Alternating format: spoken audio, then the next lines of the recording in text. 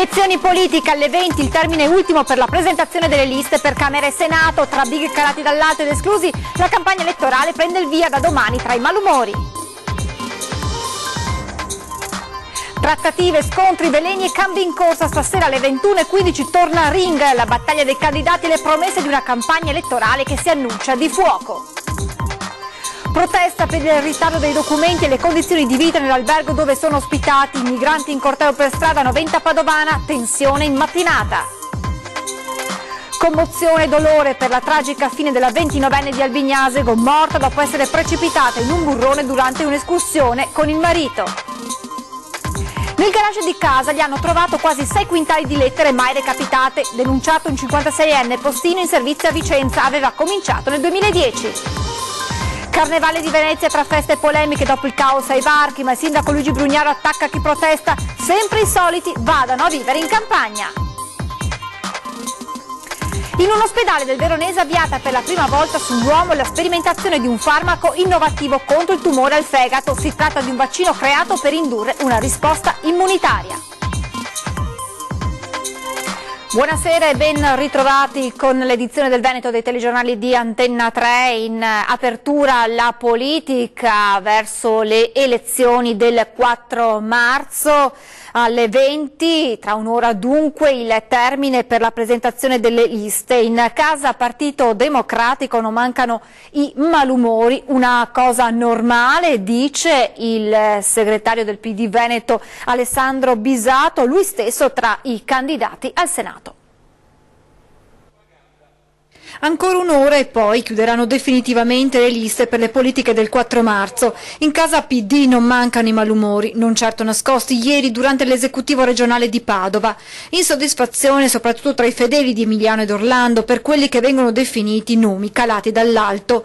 È una fase fisiologica normale, commenta Alessandro Bisato. Alcuni parti del territorio veneto c'è un'obiettiva sofferenza perché magari si aspettavano una candidatura rispetto ad un'altra, ma adesso l'importante è che ci sentiamo tutti dalla stessa parte, che facciamo il massimo impegno in questo mese per ottenere un risultato che sia come dire, il massimo possibile per la nostra formazione politica. Insoddisfazioni che non riguardano però due big nazionali inseriti in Veneto, il ministro Marco Minniti e l'avvocato Lucia Annibali. Ci sono due personalità nazionali, l'importante è che non siano stati candidati per portare via un seggio ai veneti, cosa che sicuramente non sarà. Nel dettaglio alla Camera, tra i nomi noti ormai quasi certi, quello di Roger De Menec, Maria Rosa Barazza, Silvano Piazzo e Rosanna Filippin.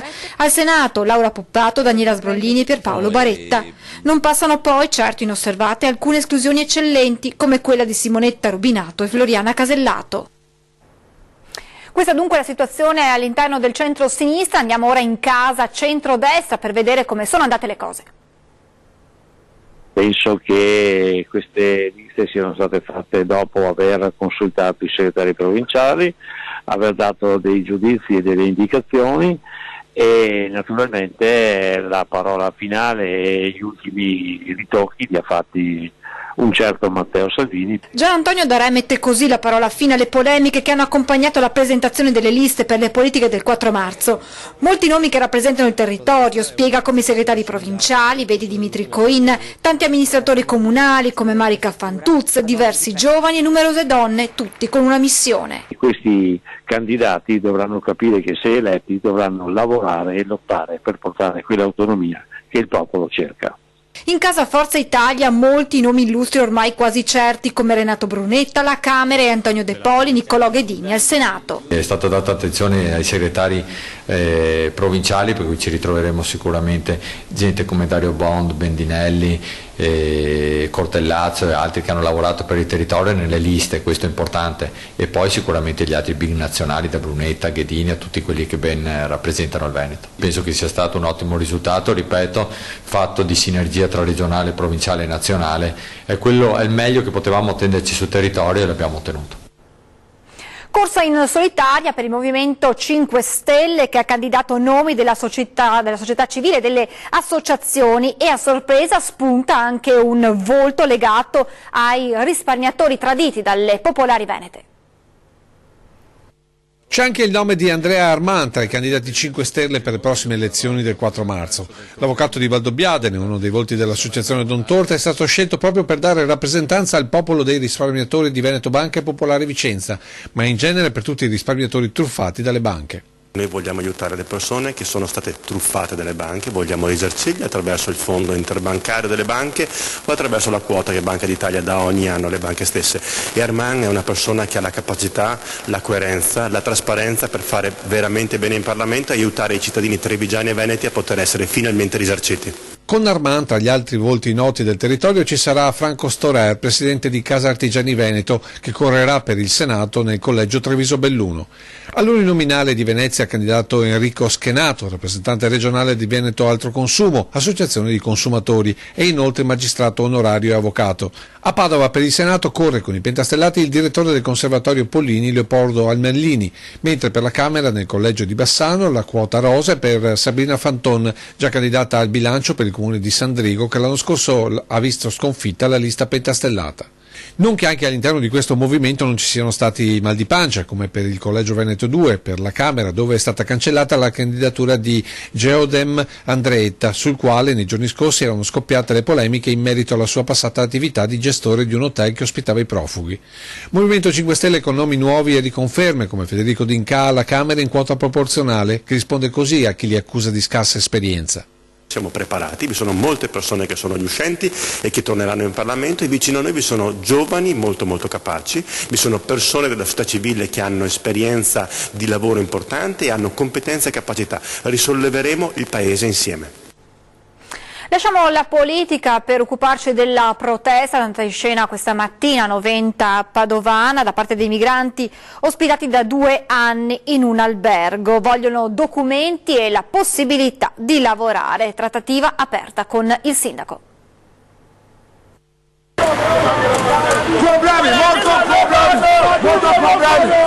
Si sono ritrovati sotto le finestre del municipio, decisi a raggiungere in corteo la prefettura di Padova. Poi il sindaco è riuscito a convincerli a tornare nell'hotel che li ospita, alcuni addirittura da 2 anni, dove la trattativa è proseguita per circa un'ora. Protesta dei migranti ospitati a Noventa Padovana. In strada una cinquantina degli oltre 80 presenti nel comune. Chiedono la residenza, un documento, una vita migliore, un lavoro, la possibilità di studiare. Io lo so 2 anni, io sono qui, sempre. Io ho detto una cosa, sono meccanico, aiutami, io vai a scuola meccanico, ma quando tu non aiutami vai a scuola meccanico, tu aiutami il lavoro. Sì. Io sono andato a scuola in Ghana, voglio fare il muratore. Non guardate solo questo albergo, l'edificio è bello, ma il problema è un altro: lavoro, scuola, i documenti che non arrivano. Ad accompagnarli nei circa 2 chilometri di percorso carabinieri e polizia municipale, ma anche il sindaco Alessandro Bisato, che una volta tornati in albergo apre con i migranti la trattativa, che vive qualche momento di tensione. Keep calm. I speak only in the hotel. Inside the hotel. Bisato informa la prefettura, si dice pronto ad aprire un dialogo anche con la cooperativa e a concedere la residenza collettiva, ma stop alle proteste, altrimenti il dialogo si interromperà subito. Dopo 3 ore, anche sotto gli occhi di un gruppo di residenti, torna la calma, arriva il pranzo, si lavora perché la tregua duri a lungo. Torna a casa con un barcone, è solo uno degli insulti con cui è stato pesantemente apostrofato ieri nel corso della partita di prima categoria limana-cisonese Said Aderuigi, 20enne di Castelfranco. L'arbitro è stato contestato dai tifosi e pure dal vicepresidente della squadra bellunese, Ulisse Trezzi, che ora rischia una pesante squalifica e una multa. Said è il primo anno di prima categoria dopo aver arbitrato nelle serie inferiori. Ora toccherà al giudice sportivo mercoledì prossimo decidere le sanzioni alla luce di quanto riportato nel referto arbitrale. A scatenare la furia dei bellunesi sarebbero state alcune decisioni sfavorevoli del direttore di gara, che ha espulso un giocatore del Limana dopo 2 gialli per infrazioni lievi. Ancora un fine settimana segnato da una tragedia della montagna. Una 29enne padovana di Albignasego precipitata in un burrone durante un'escursione con il marito. È accaduto a Lamone nel Bellunese. È morta sotto gli occhi impotenti del marito che l'ha vista precipitare nel burrone. Tragedia della montagna domenica al confine tra Trentino e Bellunese. Maddalena Donati, 29enne di Albignasego, stava facendo una passeggiata con le ciaspole insieme al marito sul passo Broccon. La donna all'improvviso è scivolata su una lastra di ghiaccio che l'ha fatta cadere in un dirupo per una decina di metri. I traumi riportati sono stati fatali. Il marito, sotto shock, è riuscito a chiamare i carabinieri. È stato necessario l'intervento del soccorso alpino per recuperare la salma di Maddalena. Traffico paralizzato questa mattina lungo l'autostrada 13 a causa di 2 gravi incidenti stradali. 2 incidenti, di cui uno mortale, hanno portato alla chiusura di tutti i caselli padovani della A13, l'autostrada che collega Padova a Bologna, in una mattinata caratterizzata da una fitta nebbia. L'incidente più grave si è verificato attorno alle 7:30 all'altezza del casello di Occhiobello. Un uomo ha perso la vita nello scontro tra un'automobile ed un camion. Un secondo tamponamento all'altezza di Monselice ha causato ulteriori problemi alla circolazione, con lunghe code, fino alla decisione di chiudere l'autostrada. Restiamo nel Padovano con la cronaca. 2 anziane sorelle aggredite da una sconosciuta. Tra gli abitanti dei quartieri Savonarola e Palestro cresce ora la preoccupazione. 2 anziane aggredite da una donna che ha cercato di strappare la loro borsetta, e sale l'allarme insicurezza, specie tra gli anziani, nella zona di Porta Savonarola. Una 45enne, poi individuata dalle forze dell'ordine, ha cercato di scippare 2 sorelle di 80 e 83 anni che da Chiesa Nuova si stavano recando in centro a piedi in pieno giorno, per la precisione alle 10:30 del mattino. Solo l'intervento di un automobilista ha fatto fuggire la responsabile. Bisogna stare attenti, tenersi la borsa ben legata. Effetto di insicurezza, di sicuro. È brutto, specialmente quando ce l'hanno con noi anziani. E non manca chi proprio in questa zona ha già vissuto brutte esperienze. Una volta da giovane però, qua in via Savonarola, mi ha dato una botta sulle spalle, mi ha buttato in terra, mi ha preso la borsa. L'ho tenuta a saldo, ma ha ceduto, mi è rimasto in mano. Lui la borsa e io i manici. Per i residenti la carenza principale è quella dei controlli, qualche passaggio delle forze dell'ordine ma nessun intervento di presidio del territorio. Il comune, la richiesta dei cittadini, dovrebbe destinare agenti di polizia municipale al controllo di questo quartiere. Brutto effetto, perché io la guardo sempre, prima se qualcuno mi chiede qualche informazione guardo subito la borsa. Passa spesso di qua? Sì, passo spesso di giorno. Vede controlli, vede... No, qua no, assolutamente, neanche in centro direi. Ma non che si fermano a controllare, passano così. La sera col buio c'è un po' di timore a camminare? No, non esco mai io la sera. Nel garage di casa gli hanno trovato quasi 6 quintali di lettere mai recapitate. Per questo un 56enne postino in servizio a Vicenza è stato denunciato. Uno tra i più ingenti quantitativi di posta sequestrata negli ultimi tempi in tutta Italia. Siamo a Breganze, dove un portalettere di 56 anni è stato denunciato per aver sottratto, udite bene, 572,67 kg, più di mezza tonnellata di materiale postale mai arrivato a destinazione. La merce, di ogni tipo, risalente a un periodo che va dal 2010 al 2017, era custodita in 43 cassette postali che l'uomo teneva nascoste nel garage e nel salotto della propria abitazione. Tutto è iniziato dopo la segnalazione da parte dei volontari dell'Ecocentro di Breganze, che hanno rinvenuto tra i rifiuti 25 cassette gialle delle poste che arrivavano dallo sgombero di un locale già in uso al postino. Sono partiti gli accertamenti e quando gli investigatori sono arrivati a casa del 56enne un'ulteriore sorpresa: parte di cassette era occultata in garage dietro materassi e stracci, il resto in salotto tra le poltrone e le credenze. Il materiale è stato depositato in un magazzino di Poste Italiane di Vicenza in attesa di essere inviato finalmente ai legittimi destinatari.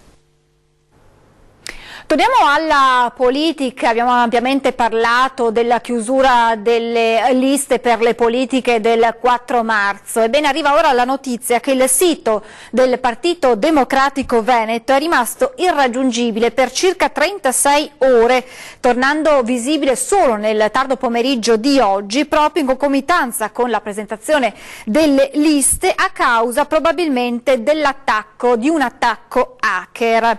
Qualche buon tempone ha pensato bene di scaricare le proprie frustrazioni su di noi, hanno scritto i rappresentanti del Partito Democratico sul loro profilo Facebook. Nulla di nuovo, continuano, era già successo pochi giorni prima delle regionali del 2015. Nel tempo abbiamo progressivamente alzato i livelli di sicurezza, continuano a spiegare sul post su Facebook, ma evidentemente chi produce questo genere di attacchi è molto ben attrezzato dal punto di vista tecnico e altrettanto abile a nascondersi. Ed ora andiamo a Venezia invece per parlare del Carnevale, perché gli annunciati dispositivi di sicurezza sono entrati in funzione per la prima volta sabato sera, ma in città è polemica sugli effetti del numero chiuso agli eventi di maggior richiamo. È iniziato all'insegna delle polemiche il Carnevale 2018. Alla festa veneziana sull'acqua di sabato sera il limite massimo di capienza è stato raggiunto ben prima dell'inizio dell'evento e la folla, ammassatasi contro le transenne nel vano tentativo di entrare, ha creato indiscutibili problemi alla circolazione nelle calli tra Strada Nova e il Ponte delle Guglie.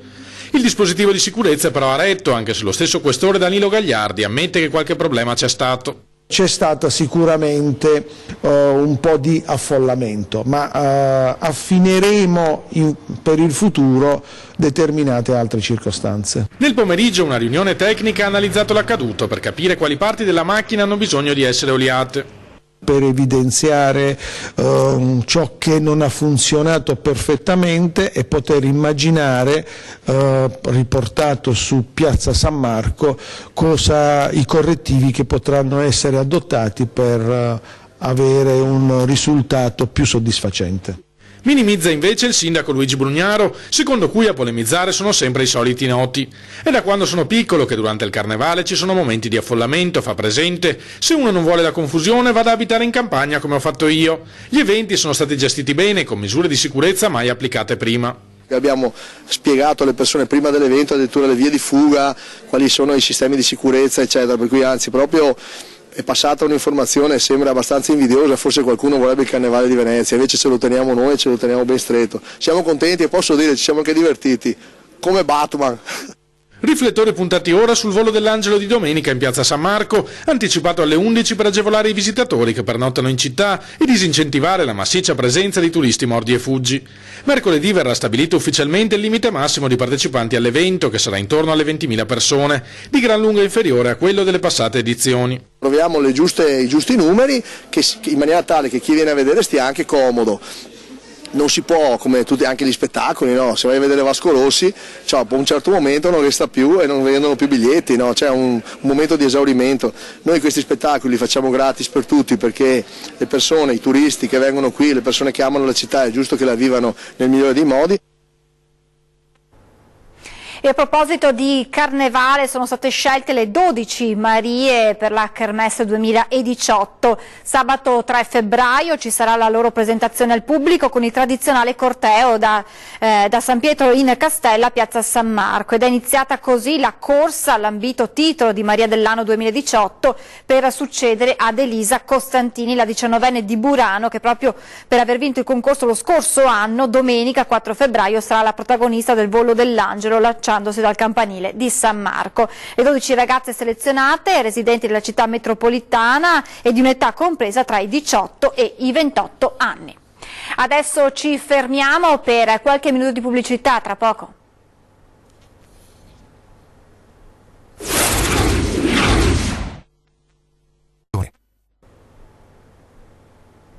Di nuovo in diretta con l'edizione veneta dei telegiornali di Antenna 3. Non sono un eroe, a parlare è Denis, il dipendente comunale di Treviso, che ha salvato un ragazzino di 13 anni che si stava soffocando con un pezzo di brioche. Questo pomeriggio è stato premiato dal sindaco di Treviso Giovanni Manildo. La comunità trevigiana ha il piacere e l'onore di consegnare a Denis Mazzon il presente riconoscimento come segno di gratitudine e di ringraziamento per essere tempestivamente intervenuto in aiuto di un ragazzo che stava soffocando, salvandogli la vita. Così Denis, molto emozionato, ha ricevuto dalle mani del sindaco Manildo il riconoscimento per aver salvato la vita ad un ragazzino di 13 anni, ma lui si affretta a dirci: Non sono un eroe, sono un semplice cittadino che ha aiutato una persona in difficoltà. Tutto è accaduto in un attimo, quando la strada di Denis ha incrociato quella del 13enne, un incontro che ha salvato la vita al ragazzino. Mi trovavo in stazione dei treni per andare per venire al lavoro, mentre ho sentito un ragazzo che gli mancava il respiro e che gli cadeva una brioche a terra e gli ho praticato delle manovre per ostruirgli il boccone che aveva in gola. Il boccone è sceso ed il 13enne fortunatamente è tornato a respirare. Poi il pianto liberatorio della nonna che ha chiesto a Denis come poteva trovarlo. Lui aveva solo detto che lavorava in comune. Sono stati i genitori del 13enne che hanno scritto una lettera al sindaco per chiedere che venisse trovato il giovane. Denis oggi ha ricevuto il premio. Lo hai più risentito? Sì, ho sentito i genitori, mi ha chiamato il papà, ho sentito anche Fabio, il bambino, e sono in America in questo momento. La famiglia, che probabilmente risiede proprio in America, è tornata in quel paese, ma certo non dimenticherà questo piccolo, immenso gesto di Denis. All'ospedale Sacro Cuore Don Calabria di Negrar, nel Veronese, è stata avviata per la prima volta sull'uomo la sperimentazione di un farmaco innovativo contro il tumore al fegato. Si tratta di un vaccino, un farmaco specifico che ha lo scopo di indurre una risposta immunitaria tale da ritardare il ripresentarsi del cancro e favorire un'ulteriore regressione dello stesso dopo il trattamento locale. L'epatocarcinoma è il tumore maligno più frequente del fegato, che lo scorso anno ha registrato in Italia 13.000 nuovi casi. La sperimentazione è riservata ai pazienti con epatocarcinoma in fase iniziale che sono candidati ad un trattamento locale. E nonostante questo tipo di trattamenti possano ottenere una distruzione del tessuto vitale del tumore, nel tempo la malattia è destinata però a ripresentarsi o a peggiorare nella maggior parte dei casi. Così è necessario trovare nuove opzioni terapeutiche. Scopo dello studio è quello di valutare la tollerabilità del vaccino e verificare se questo, somministrato dopo la regressione della malattia ottenuta con il trattamento locale, è in grado di migliorare la prognosi e quindi di aumentare la sopravvivenza dei malati. Ed ora ci spostiamo nel veneziano, a Caorle per l'esattezza, per parlare di bambini. Vediamo. Alle nuove generazioni una parte fondamentale della storia. Ecco perché in occasione della giornata della memoria gli alunni delle scuole dell'infanzia e primaria dell'Istituto Comprensivo Palladio di Caorle hanno aderito all'iniziativa Se la gente usasse il cuore. In queste giornate tutti noi abbiamo l'obbligo, il dovere di ricordarci che siamo delle persone e ogni persona non può mai esercitare del male nei confronti di un'altra persona. Dobbiamo essere insiemi, accoglienti, confrontarci e essere delle persone forti, capaci di non sottoporsi mai a volontà nefaste o che siano così negative nell'eliminare le altre persone. I bimbi hanno conosciuto la figura di Elsa Bellio, giusta tra le nazioni, che salvò una famiglia ebrea dai nazisti nascondendola proprio nella sua casa di Portogruaro e per un breve periodo in un casone di Caorle. Ogni bimbo ha ricevuto una candelina da accendere ed esporre sul davanzale della propria casa, ma anche della propria scuola, come luce di speranza per non dimenticare. Auspicio per una cultura della fratellanza, dell'accoglienza e della solidarietà. La politica e le presentazioni delle liste per le politiche del 4 marzo, di cui abbiamo ampiamente parlato, saranno al centro di 20 e 10 e di Ring, in onda questa sera. Si parte con 20 e 10, ospiti in studio Massimo Candura della Lega Nord, candidato al Senato, e Maria Rosa Barazza del Partito Democratico, candidata alla Camera. Alle 21:15 poi Ring, la politica alle corde, in studio il senatore Marco Marin di Forza Italia, l'onorevole Michele Mognato di Liberi Uguali e ancora Alvise Maniero del Movimento 5 Stelle, in collegamento da Trieste Deborah Serracchiani del Partito Democratico, poi Andrea Ferrazzi, in collegamento da Trieste l'onorevole Massimiliano Federica della Lega Nord. Con le notizie dal Veneto è davvero tutto, vi lascio le previsioni del tempo, grazie per essere stati con noi e buona serata.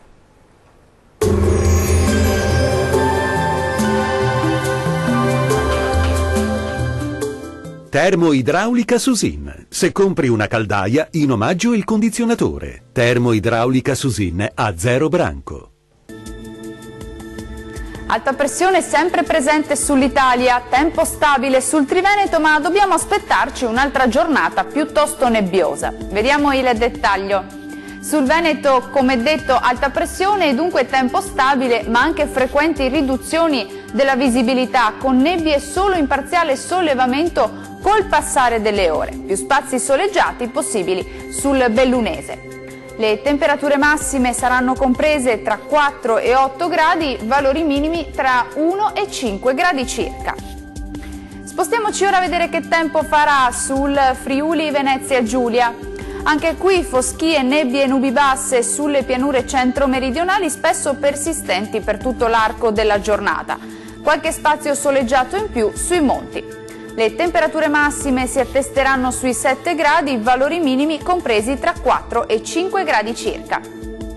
Concludiamo infine con uno sguardo alla situazione del Trentino Alto Adige. Bel tempo qui, sarà una bella giornata di sole, il cielo infatti si presenterà sereno o al massimo poco nuvoloso ovunque, qualche addensamento solamente sui settori di confine. Vediamo anche in questo caso le temperature, le massime saranno comprese tra 9 e 10 gradi, minime tra -1 e 0 gradi. Il mare sarà generalmente calmo, i venti invece saranno deboli, nord-occidentali. Dal meteo di Antenna 3 per ora è tutto, arrivederci.